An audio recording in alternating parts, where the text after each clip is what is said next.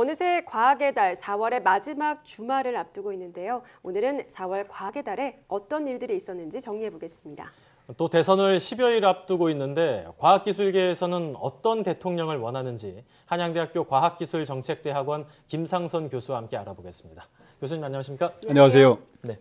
저희가 이제 4월이 과학의 달이다 이런 소식도 전해드리고 그동안 많은 행사들이 있었다는 걸 알려드렸었는데 왜 하필 4월이 과학의 달인지에 대해서는 좀 설명이 부족하지 않았나 이런 생각도 들거든요.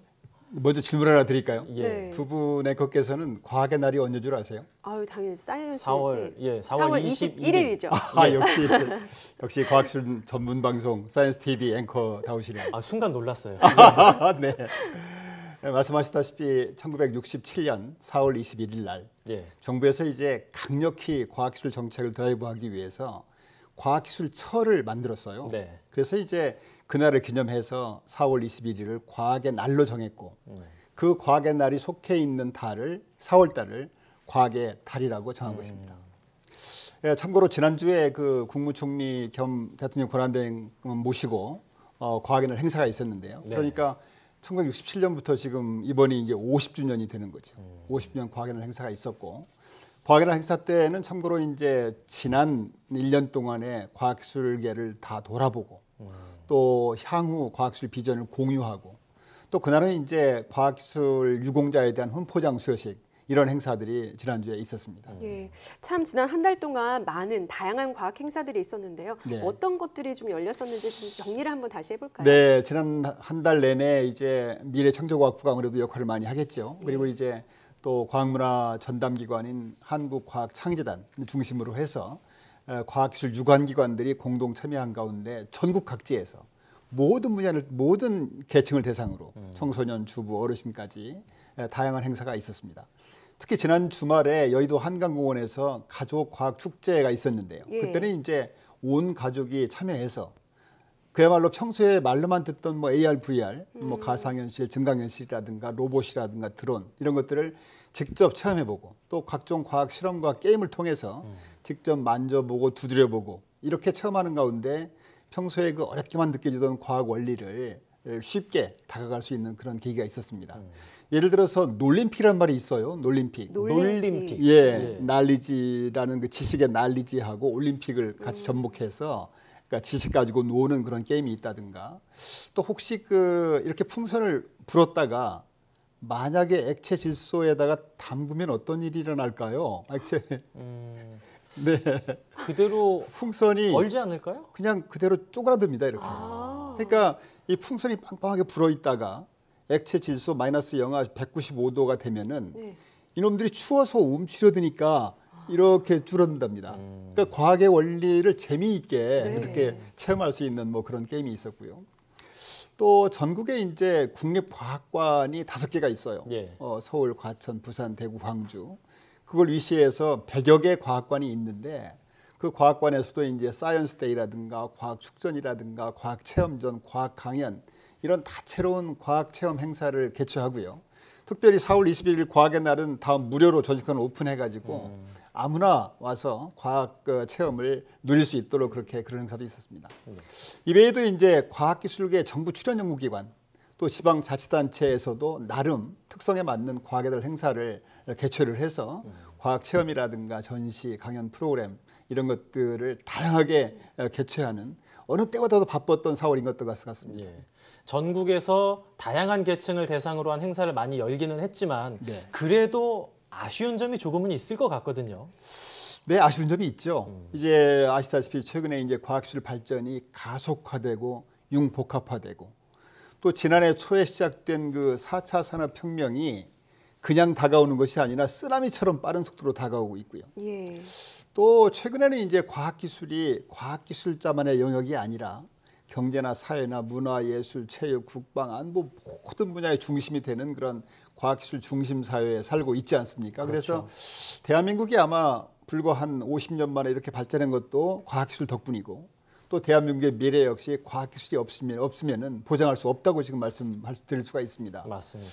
이런 세상에서는 과학기술이 꼭 과학기술 전공하는 과학자는 물론이고 어느 분야에 근무하고 있든 나이가 적든 많든 청소년이든 주부든 어르신이든 모든 사람들이 과학기술과 보다 친해지고 과학기술을 즐길 수 있고 메이커로 직접 참여하는 토양이 만들어져야 된다고 생각을 하고 있습니다. 그런데 안타깝게도 이제 미래 사회의 주인공이 될 청소년들이 정작 미래에 필요한 수학이나 과학기술이 단순히 그냥 어렵고 골치 아픈 과목으로 인식해가지고 수학을 포기한 학생이라든가 맞아요. 과학기술을 포기한 학생들이 지금 나타나고 있다는 게 문제가 되고요. 예. 또 이제 과학기술이 급속하게 발전되면서 그냥 순간적으로 신기술이 막 나오고 있는데 어르신들, 나이 드신 분들, 주부 이런 분들이 미처 잘 적응하지 못하는 분들이 있어요. 그 속도를 잘 못 따라가시죠. 그렇죠. 예. 그래서 이제 적응을 잘하는 분과 못하는 분 간의 어떤 계층, 격차. 그래서 우리가 이제 디지털 디바이드라든가 신기술 디바이드라고 하는데 이런 문제도 지금 굉장히 심각한 문제가 될 것으로 생각이 되고 있습니다. 그래서 이제 과학의 달을 보내면서 바람이 있다면은 과학의 달만 이런 행사를 집중적으로 할 것이 아니라 평소에 1년 내내 또 청소년뿐 아니라 주부나 어르신, 나이나 어떤 분야에 무관하게 과학기술과 친해지고 아까 말씀드린 것처럼 자기의 창의적인 아이디어를 구현해 볼 수 있는 메이커 운동이라든가 이런 걸 통해서 이 과학 대중화 또 과학의 뭐 생활화 이런 것들이 아마 21세기 과학기술 강국을 늘어나가는데 토양을 튼튼히 하는 길이라고 생각을 하고 있습니다. 과학기술을 이제 대중화하고 생활화 시키려면 정부의 역할이 무엇보다 중요한데요. 그렇죠. 이제 대선이 정말 얼마 남지 네. 않지 않습니까? 각 후보들이 뭐 과학기술 분야 공약을 또 잇따라 내놨는데 네. 전문가로서 혹시 공약 중에서 좀 아쉬운 게 있다 이런 게 있을까요? 과학기술이라는 분야가 이제 워낙 여야가 없는 분야입니다. 이게 소위 말해서 초당적인 분야라고 볼 수가 있죠. 그래서 지금 각 대선 캠프에서 아마 공통적으로 과학기술이 상당히 많이 반영이 돼 있어요. 물론 이제 방법에서는 조금 차이가 있는데 한 가지 아쉬운 점이 있다면은 보통 이제 국내외 대선 할 때 그 대선 공약으로서 언제까지 뭐 달나라에 사람을 보내겠다든가 뭐 우주 뭐 고속철도, 뭐 핵융합, 뭐 뇌 이런 어떤 소위 말해서 빅사이언스 큰 어떤 공약들이 많이 있었거든요. 근데 아마 이번에는 그런 그 공약들이 별로 눈에 안 보이는 것 같아요. 그래서 아마 그만큼 우리 경제가 지금 당면하고 있는 문제, 절박한 문제가 많기 때문에 보다 실용적인 어떤 이슈 중심으로 되어 있다고 보는데 그런 빅사이언스는 대통령의 강력한 지원 아래 지속적으로 추진되어야 되는 사업이기 때문에 그 선별적으로라도 그런 것들이 있었으면 하는 아쉬움이 있는데 그런 측면에서 조금 안타까운 점이 있는 것 같습니다. 네. 아무래도 이번 대선은 좀 국내 정치 상황과 맞물린 게 많다 보니까 네. 뭐 화성에 언제까지 가겠다 이런 가시적인 성과, 명시적인 목표가 드러나지 않는 게 좀 아쉽다 이런 말씀을 해주셨죠. 그렇다면 과학기술계에서 바라는 대통령상 이런 것도 있을 것 같거든요. 있죠. 네. 굉장히 좀 분야가 많아서 한마디로 정의하기는 좀 어렵겠지만 그런 것들을 잘 정리해서 한 말씀을 해주신다면 어떤 대통령일까요? 네, 뭐 드릴 말씀 많은데요. 몇 가지만 말씀드리면요. 네. 무엇보다도 이제 대통령 스스로 과학기술의 중요성을 제대로 인식하셔야 하면 좋겠습니다. 그러니까 아까도 말씀드린 것처럼 과학기술 없이는 우리가 지금 당면하고 있는 경제 어려움이라든가 국가 안보라든가 삶의 질이라든가 또 각종 사회 문제 해결 어느 거 하나 해결할 수가 없습니다. 그래서 대한민국의 미래 역시 과학기술 없이는 보장받을 수 없다. 이렇게 스스로 확실히 인식하는 게 중요한 것 같습니다. 두 번째는 이제 지금 정부 조직 얘기들이 많이 나오는데요. 뭐 조직 어떻게든지 뭐 문제 없습니다. 그러나 아무튼 정부 조직이라든가 정부 조직뿐 아니라 청와대라든가 총리실에서 과학기술 발전을 제대로 지원할 수 있는 체제를 갖추는 것이 중요하다고 봅니다. 그렇게 함으로 해서 과학기술이 따로 노는 과학기술계 사람만 과학을 하는 것이 아니라 과학기술이 모든 분야 발전에서 핵심적인 역할을 할 수 있도록 그렇게 작동하는 체제를 만드는 것이 굉장히 중요하다. 한마디로 말씀드리면은 과학기술 중심의 국정 운영이 가능하도록 유념하는 게 좋겠다는 것이 두 번째 말씀드리고 싶고요. 세 번째는 이제 우리가 보통 과학기술 하면은 요새 창조경제, 실용화 이런 쪽을 강조하는 분이 있는가 하면은 또 아니다. 미래 기초 원천을 해야 된다 이런 말씀들이 있는데 둘 다 뭐 틀린 말씀은 아닌데 둘을 균형 있게 해야죠. 그러니까 미래를 준비하기 위한 기초 원천 연구도 해야 되고 또 당장의 일자리 먹거리 또 경제의 어려움을 해결하기 위한 실용화 연구도 해야 되고 이런 것들을 균형적으로 육성 지원해야 되겠다. 특히 이제 지금 그 창업 분위기가요. 어느 정도 궤도에 올라오고 있어요. 그래서 예. 이 창업 분위기의 불씨가 꺼지지 않고 계속 이어질 수 있도록 좀 유념해 주시면 좋겠다 그런 말씀을 드리고 싶고요.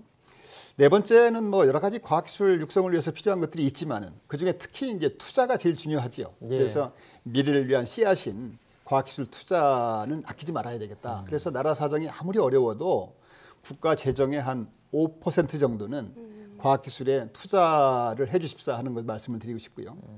마지막으로는 이제 모든 분야가 마찬가지지만은 정책의 일관성, 지속성, 안정성 이런 것들을 잘 유지하는 가운데 결국 과학기술은 사람이 하는 거잖아요. 예. 과학기술인들이 안정적인 연구 여건 속에서 연구에만 몰입해서 정말 세계적인 원천 연구 성과를 낼 수 있도록 강력하게 지원해 주시기를 바라는 생각입니다. 네. 네. 이렇게 해서 과학의 달 4월에 어떤 일들이 있었는지 또 이제 12월 앞으로 다가온 대통령 선거에서 과학기술계에서는 어떤 대통령을 원하는지 살펴봤습니다. 지금까지 한양대학교 김상선 교수였습니다. 교수님 오늘 말씀 감사합니다. 고맙습니다. 감사합니다.